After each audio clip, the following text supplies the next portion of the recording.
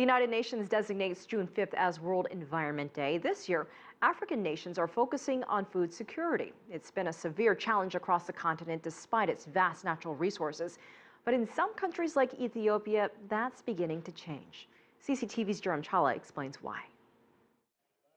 The Horn of Africa is a region often associated with terrorism. But there is a much bigger killer here: hunger. The region is considered one of the most food insecure in the world. More than 40% of people are undernourished, according to the FAO. In Eritrea and Somalia, that figure is as high as 70%. Countries in the region have experienced successive famines too. But there is one success story that cannot be ignored. Remember, Ethiopia had a famine. Ethiopia had a big famine, and since then they have put in place mechanism for resilience, mechanism for responding to vulnerability. They have put in place country investment plans. Now, as I speak, Ethiopia is doing well as far as agriculture is concerned. Despite Africa's agricultural potential, the continent has struggled to feed itself.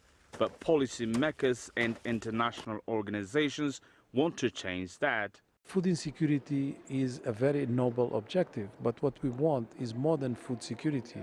We want Africans actually to take advantage of their agricultural potential, which is amongst the best in the world. We have not paid attention to respond to mitigation and adaptation measures to external factors, especially climate change.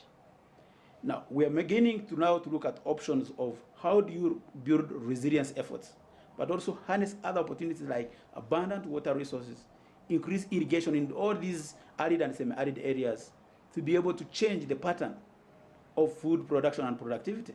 Food insecurity is not a new challenge for Africa. For more than 20 years, the continent has struggled with hunger. But it seems countries like Ethiopia are making sure they aren't caught unawares again. And there is hope because much of the continent is working towards doing the same. Girum Chala, CCTV, Addis Ababa.